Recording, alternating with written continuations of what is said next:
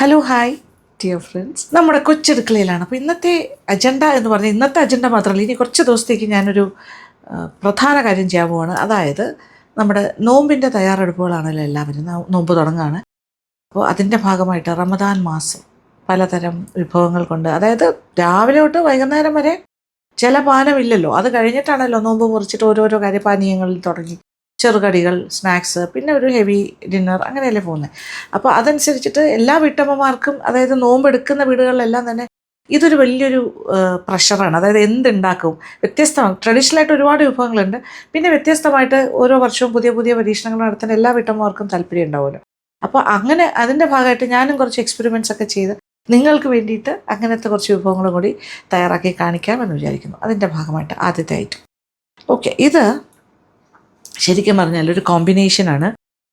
പഴം വെച്ചിട്ട്, അതായത് കായ്പോളയാണോ എന്ന് വെച്ചാൽ കായ്പോളയല്ല, പക്ഷേ ഇതിലിപ്പോൾ നമ്മളൊരു പഴം ചിക്കൻ പോള എന്ന് പറയാം. ഓക്കെ, അതായത് പഴവും ഉണ്ടാവും, പഴത്തിൻ്റെ ഒരു മധുരവും ഉണ്ടാകും, ചിക്കൻ്റെ ഒരു സ്പൈസിനെസ്സും ഉണ്ടാകും. രണ്ടിൻ്റെ ഒരു കോമ്പിനേഷൻ. ഇപ്പോൾ എൻ്റെ ഒരു ഇൻസ്പിറേഷൻ എന്ന് പറഞ്ഞാൽ ഞാനിങ്ങനെ ആലോചിക്കുമ്പോൾ എനിക്ക് തോന്നി പഴംപൊരിയും ബീഫും നമ്മൾക്ക് വലിയ ഇഷ്ടമാണ് അല്ലേ. അപ്പോൾ പഴംപൊരി ബീഫ് എന്ന് പറയുമ്പോൾ അതൊരു മധുരവും ഒരു സേവറി ഐറ്റവും കൂടിയാണ്, എരിവും മധുരവും ബാലൻസ് ചെയ്യും. അതുപോലെ ഇനി ഞാൻ ബീഫ് കഴിക്കാത്ത ആളായതുകൊണ്ട് ഞാനത് ചിക്കനിൽ കമ്പൈൻ ചെയ്യുന്നു. അതായത് പഴവും ചിക്കനും കൂടി ചേർന്നൊരു വിഭവം, അതൊരു പോള, പഴം ചിക്കൻ പോള. ഓക്കെ, നല്ല ടേസ്റ്റ് ആയിരിക്കും, ഒരു കുഴപ്പമില്ല, ധൈര്യമായിട്ട് കഴിക്കാം. പിന്നെ പഴത്തിൻ്റെ കൂടെ ഇപ്പോൾ ഞാൻ ചിക്കനാണെന്ന് പറഞ്ഞല്ലോ, അതുകൊണ്ടാണ് അപ്പോൾ ഞാൻ ബോൺലെസ് ചിക്കനാണ് ഇപ്പോൾ ഇതിനായിട്ട് എടുക്കുന്നത്. അതിങ്ങനെ ചെറിയ ബ്രസ്റ്റ് പീസ് എടുത്തിട്ട് ചെറിയ ക്യൂബ്സായിട്ട് കട്ട് ചെയ്ത് വെച്ചിട്ടുണ്ട്. ഇനി അതല്ല, നിങ്ങൾക്ക് ബീഫാണ് ഇഷ്ടമെങ്കിൽ ബീഫിൽ ചെയ്യാം. സെയിം മെത്തേഡിൽ ബീഫിൽ ചെയ്താൽ മതി. അപ്പോൾ എന്ത് പറയും, നമ്മൾ പഴം ബീഫ് പോള. ഓക്കെ, അപ്പോൾ തുടങ്ങാം അല്ലേ. ഇത്രയും ഒരു ആമുഖമായി പറഞ്ഞതാണ്.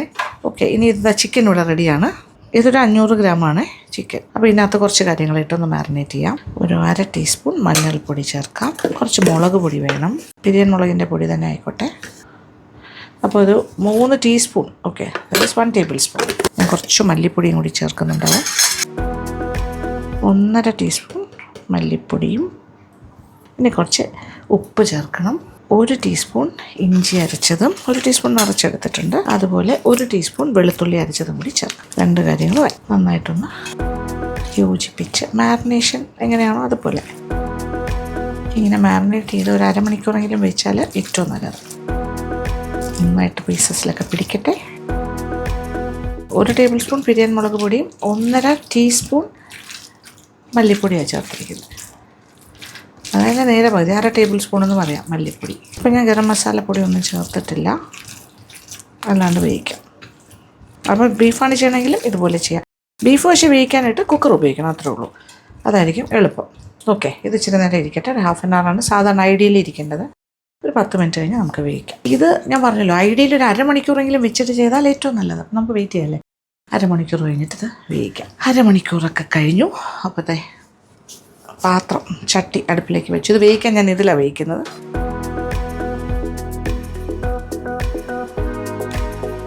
അല്പം വെള്ളവും കൂടി ഒഴിച്ചു കൊടുക്കാം. ഇതിൽ നിന്ന് വെള്ളമൊക്കെ ഇറങ്ങുന്നുണ്ടാവും, അതും കൂടി മനസ്സിൽ കാണണം. എന്തായാലും തുടങ്ങാനായിട്ടൊരു 1/4 കപ്പ് വെള്ളം ഒഴിച്ചു കൊടുക്കാം. എന്നിട്ട് പാത്രം അടച്ചിട്ട് വേവിക്കാം. വേവിച്ച് ചാറൊക്കെ ഏകദേശം വറ്റണം, അതുപോലെ ആയാൽ മതി. 7 മിനിറ്റായിട്ട് അടപ്പ് മാറ്റിയിട്ടുണ്ട്. എന്നിട്ട് കുറച്ച് ചാറ് പോലെ ഉണ്ടായിരുന്നു, അത് വറ്റാനായിട്ട് വെച്ചിരിക്കുകയാണ്. റെഡിയായി. ചിക്കൻ്റെ പീസസൊക്കെ വെന്തു, ഇങ്ങനെ ഒരു കുഴമ്പ് പോലെ ആയിട്ടുണ്ട്. പാകത്തിന് എല്ലാം റെഡി ആയിട്ടുണ്ട്. ഇനി തീ ഓഫ് ചെയ്യണേ. ഓക്കെ, ഇങ്ങനെ മതി. യെസ്, ഇത് മാറ്റി വയ്ക്കുന്നു. അപ്പോൾ ഇത്രയും കാര്യങ്ങളായി കഴിഞ്ഞു, വേവിച്ച് വെച്ചു. ഇനി നമുക്കൊരു കുറച്ച് കാര്യങ്ങൾ വഴറ്റി ഇതിനെ ഒന്നൊരു എന്താ പറയുക, ഒരു പിരളൻ സ്റ്റൈലിലാക്കി എടുക്കാം. കുറച്ച് എണ്ണ, വെളിച്ചെണ്ണയാണ് ഐഡിയൽ, അല്ലെങ്കിൽ നെയ്യിൽ വേണമെങ്കിലും ചെയ്യാം. ചൂടായി 1 ടേബിൾ സ്പൂൺ ഇഞ്ചി നീളത്തിന് അരിഞ്ഞാണ്, അല്ലെങ്കിൽ ചെറുതായി അരിഞ്ഞാൽ മതി. ഇതിപ്പോൾ 1 ടേബിൾ സ്പൂൺ വെളുത്തുള്ളി, എഗെയിൻ നീളത്തിന് അരിഞ്ഞത്. പച്ചമുളക് ഒരു ചെറുത്, ഇത്രയും കാര്യം ആദ്യം ഇടുന്നു. കൊച്ചുള്ളി ഒരു 6-7 എണ്ണം, അതായത് ഏകദേശം ഒരു 1/4 കപ്പ് എന്ന് പറയാം, അതും നീളത്തിൽ അരിഞ്ഞ് വെച്ചിട്ട്. ഒരു 7 ചെറിയ ഉള്ളി, ഒരു 3 ടേബിൾ സ്പൂണോളം വരും. ഇപ്പോൾ കളറെല്ലാം മാറി തുടങ്ങിയിട്ടുണ്ട്, ഒരു ചെറിയ ഗോൾഡൻ കളറായിരുന്നു. ഈ സമയത്ത് നോക്കിക്കോളൂ, സവാള. ഇത് 2 മീഡിയം സവാളയാണ്. ഞാനിപ്പോൾ ഹാഫ് സ്ലൈസസ് ആയിട്ടാണ് മുറിച്ചത്. ഇത് വാടി വരുമ്പോൾ പിന്നെ കുറച്ച് കുറയുമല്ലോ ക്വാണ്ടിറ്റി. ഇതും ഒന്ന് കളറൊക്കെ ഒന്ന് മാറി വരട്ടെ. ഇച്ചിരി എണ്ണയോ നെയ്യോ കൂടി വേണമെങ്കിൽ എക്സ്ട്രാ ചേർത്ത് കൊടുക്കാം. കുറച്ച് ഞാനൊരു 1.5 ടേബിൾ സ്പൂൺ അകത്തേ ചേർത്തിട്ടുണ്ടായിരുന്നുള്ളൂ. ഒരു 1/2 ടേബിൾ സ്പൂണും കൂടി ചേർക്കാം. ഇതേ ഉള്ളിയുടെ എല്ലാം കളറ് മാറി തുടങ്ങി ഗോൾഡൻ ബ്രൗൺ ആകുന്നുണ്ടോ? ഈ ഒരു സ്റ്റേജിലാണ് നമ്മൾ വേവിച്ച ചിക്കനും അതിൻ്റെ ആ ഒരു മസാലയോട് കൂടി ചേർക്കാം. ഓക്കെ, ഇത് ബീഫാണെങ്കിൽ ബീഫ് ഇതുപോലെ ചേർക്കുക, വേവിച്ച ബീഫ് വിത്ത് മസാല. ഇത് നമ്മൾ ഡയറക്റ്റ് പാത്രത്തിൽ വേവിച്ചു, മറ്റാണെങ്കിൽ കുക്കറിൽ വേവിച്ച് വെച്ചു.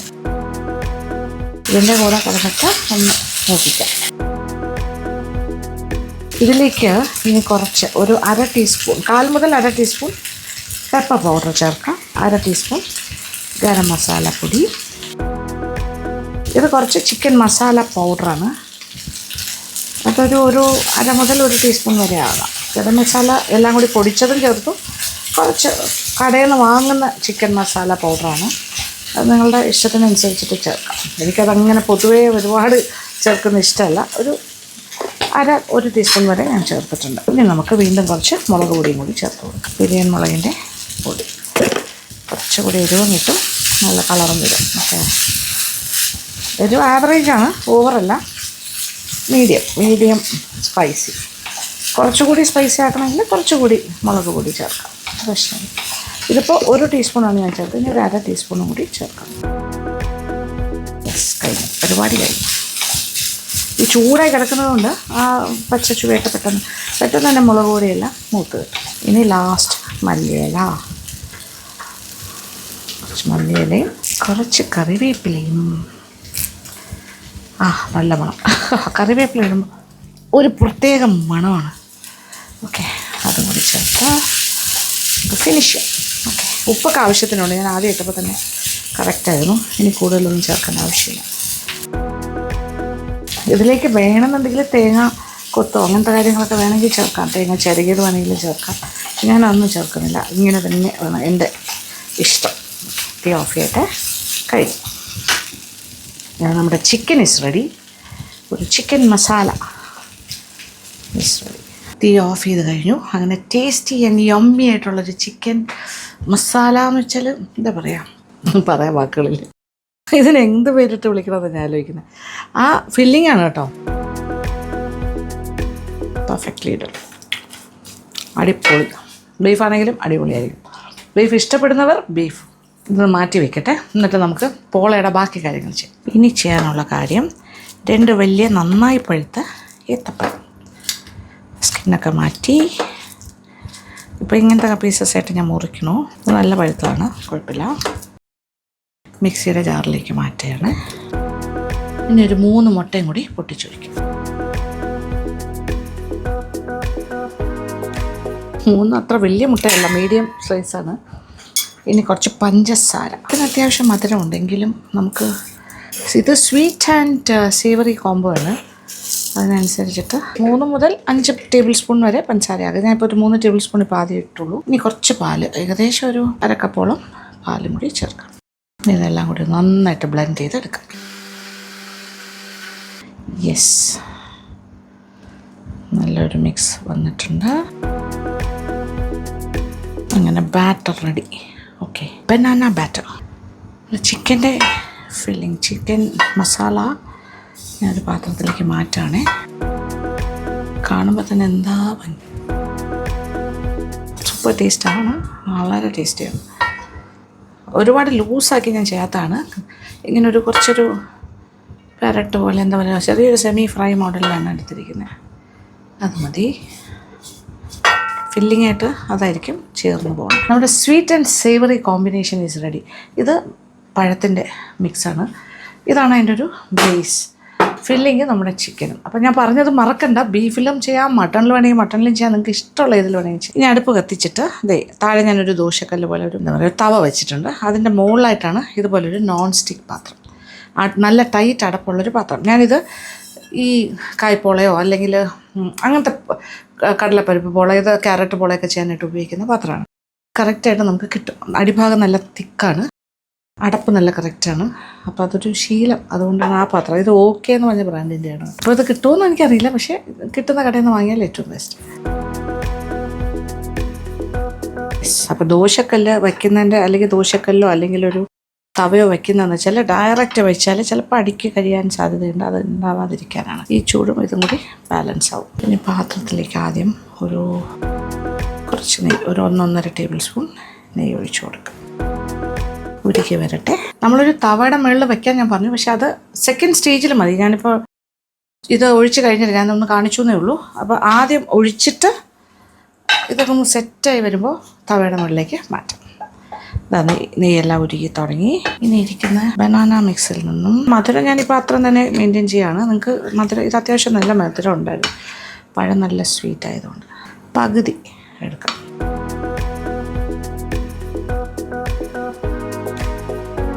ഇതിൻ്റെ മുകളിലായിട്ട് നമ്മുടെ ചിക്കൻ മിക്സ് കറക്റ്റായിട്ട് ഇങ്ങനെ ഇട്ട് കൊടുക്കാം.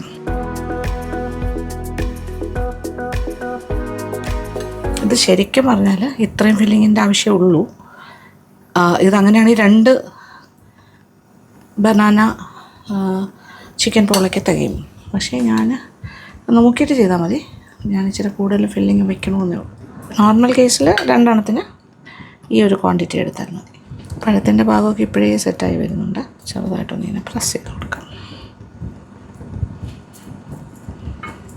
ഓക്കെ, ഫില്ലിങ് ഒക്കെ ഏതാണ്ട് ഫിക്സ് ചെയ്ത് കഴിഞ്ഞു. ഞാൻ ഫുള്ളും ചേർത്തു. നിങ്ങൾക്ക് വേണമെങ്കിൽ പകുതി പകുതി ആക്കാം വേണമെങ്കിൽ. ഇതിൻ്റെ മുകളിലായിട്ട് ബാക്കിയിരിക്കുന്ന പഴം മിക്സ് ചേർക്കണം. ഇത് കവർ ചെയ്യുന്ന രീതിയിൽ ഒഴിച്ചു കൊടുക്കാം.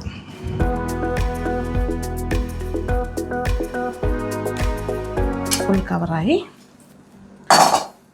ഇനി അടുപ്പ് കൊണ്ട് ടൈറ്റായിട്ട് അടയ്ക്കാം. യെസ്, ഇനി ചെറിയ തീയിലാണിത് ശരിയാക്കേണ്ടത്. ഓക്കെ, ഒരു 10-20 മിനിറ്റ് വെയിറ്റ് ചെയ്യാം. അപ്പോൾ ഇനി നമുക്ക് വേണമെങ്കിൽ തവാടിയിൽ വെച്ച് കൊടുക്കാം. ഏകദേശം ഒരു 25 മിനിറ്റ്സ് കഴിഞ്ഞു കേട്ടോ. നോക്കാം.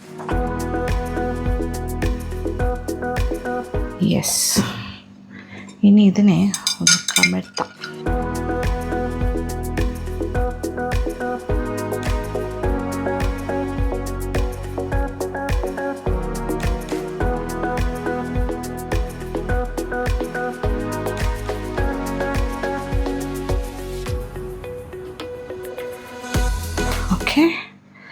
എന്നിട്ട്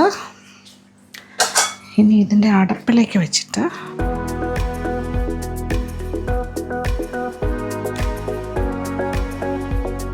വീണ്ടും ഇങ്ങനെ വീണ്ടും മലർത്തിയെടുത്തു.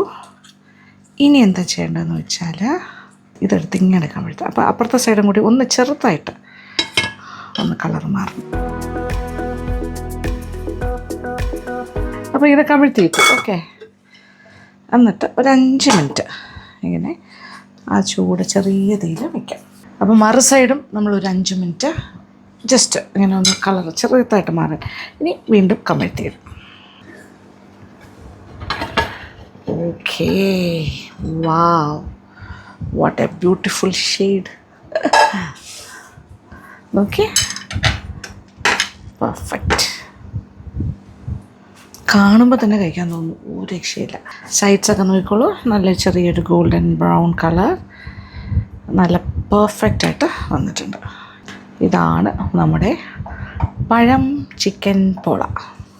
ഇങ്ങനെയുണ്ട്, അടിപൊളിയല്ലേ? സോഫ്റ്റാണ്, അകത്ത് നിറയെ ഫില്ലിംഗ് ഉണ്ട്. അങ്ങനെ ബ്യൂട്ടിഫുൾ ആൻഡ് ടേസ്റ്റി പഴം ചിക്കൻ പോള ഇസ് റെഡി. എനിക്ക് വളരെ സന്തോഷം തോന്നുന്നു, അത് കാണുമ്പോൾ തന്നെ എന്താ ഭംഗി. ആക്ച്വലി പറഞ്ഞാൽ എനിക്ക് എൻ്റെ സന്തോഷം പറഞ്ഞറിയിക്കാൻ പറ്റില്ല, അത്രയും പെർഫെക്റ്റ് ആയിട്ടാണ് വന്നിരിക്കുന്നത്. ഇതെൻ്റെ ഒരു എക്സ്പെരിമെൻ്റാണ് ആക്ച്വലി പറഞ്ഞാൽ. നല്ലൊരു ഞാനിങ്ങനെ ആലോചിക്കുവാണ് എന്തൊക്കെയാണ് നമ്മുടെ ഈ ഒരു നോമ്പ് കാലത്തേക്ക് ഇതുവരെ ആരും ചെയ്യാത്തതും കുറച്ച് ഡിഫറെൻ്റായിട്ട് നമ്മുടെ വീട്ടമ്മമാർക്കെല്ലാം എക്സ്പെരിമെൻ്റ് ചെയ്യാൻ പറ്റിയൊരു കാര്യം എന്താണ് ഉണ്ടാക്കി നോക്കാൻ. അങ്ങനെയാണ് ഈ ഒരു കോമ്പിനേഷൻ. കാര്യം മധുരവും എരിവും ചേർന്ന കോമ്പോസ് ഒരുപാടുണ്ടല്ലോ, അത് ഇഷ്ടവുമാണ് എല്ലാവർക്കും. അപ്പോൾ അതുപോലൊരു കാര്യം. ഓക്കെ, ഹെൽത്തിയാണ്, ഏത്തപ്പഴം നല്ല എനർജി തരുന്ന കാര്യമാണ്. പിന്നെ ചിക്കൻ ഉണ്ട്, അതിന് വരെ ബീഫ് ആക്കിക്കോളൂ. അപ്പോൾ നല്ല ചൂടാണ്, എങ്കിലും ഞാനൊന്ന് കട്ട് ചെയ്ത് കാണിക്കാം. നല്ല മണമായിരുന്നു. ഓക്കെ, നമ്മുടെ ഏത്തപ്പഴത്തിൻ്റെയൊക്കെ ഒരു മണം. ചിക്കനകത്താണത് കാരണം അറിയാൻ പറ്റില്ലല്ലോ.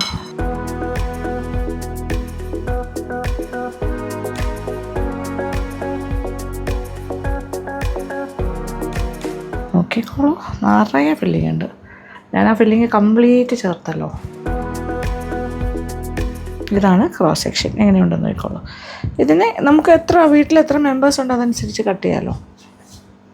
ഇത് ആക്ച്വലി പറഞ്ഞാൽ 1 2 3 4 5 ഒരു 7 8 10 പേർക്ക് വരെ കട്ട് ചെയ്തെടുക്കാം. ഇത്രയും വലിയ പീസാണെങ്കിൽ ഒരു 6 to 7 സുഖമായിട്ട്. 1 2 3 4 5 6 7 7 അല്ലെങ്കിൽ 10 ആക്കാം. നല്ല ചൂടാണ് എങ്കിലും എനിക്കത് ടേസ്റ്റ് ചെയ്യാണ്ടിരിക്കാൻ പറ്റില്ലല്ലോ. അങ്ങനെ പഴംപൊരിയും ചിക്കനോ പഴംപൊരിയും ബീഫൊക്കെ കഴിക്കുന്നതിനെ കഴിക്കും.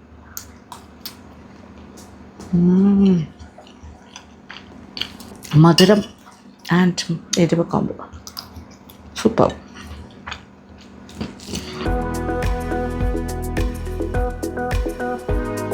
നോമ്പൊക്കെ തുറന്നിട്ട് ലഘുപാനീയങ്ങളെല്ലാം കുടിച്ച് കഴിഞ്ഞിട്ട് നല്ലൊരു സ്റ്റാർട്ടറായിട്ടായിട്ട് സ്നാക്കിൻ്റെ കാറ്റഗറിയിൽ തന്നെ നിങ്ങൾക്ക് കഴിക്കാൻ പറ്റും. ഇതിൻ്റെ ഒരു പീസ് കഴിച്ചാൽ മതി, നല്ല രസമായിരിക്കും. നല്ല ഫില്ലിങ്ങാണ്, പഴത്തിൻ്റെ ഗുണം ആൻഡ് ചിക്കൻ ആൻഡ് മസാല അല്ലെങ്കിൽ ചിക്കൻ അല്ലെങ്കിൽ ബീഫ് എന്താണെങ്കിലും ഓക്കെ. നിർത്താനേ തോന്നില്ല, എന്നെ വീണ്ടും എടുത്തിട്ട് വരും. ഓക്കെ, അപ്പോൾ നമ്മുടെ റമദാൻ മാസത്തിൽ നിങ്ങളുടെ നോമ്പ് തുറയ്ക്ക് ഒരു പുതിയൊരൈറ്റമായിട്ട് വിചാരിക്കുക, ഉണ്ടാക്കി നോക്കുക. തീർച്ചയായിട്ടും നിങ്ങൾക്ക് എല്ലാവർക്കും അടിപൊളിയായിട്ട് ഇഷ്ടമാവും. ഫീഡ്ബാക്ക് തരാൻ മറക്കണ്ട കേട്ടോ. അപ്പോൾ നമ്മൾ തുടങ്ങിയിട്ടേ ഉള്ളൂ. ഇനി ഒരുപാട് വിഭവങ്ങൾ ഞാൻ നിങ്ങൾക്കായിട്ട് എക്സ്പെരിമെൻ്റ് ചെയ്ത് ന്യൂ വെറൈറ്റീസ് കൊണ്ടുവരാൻ ശ്രമിക്കുകയാണ്. ഓക്കെ, അപ്പോൾ thank you so much. Thank you for watching and keep on watching Lakshmi Nair vlogs. Love you.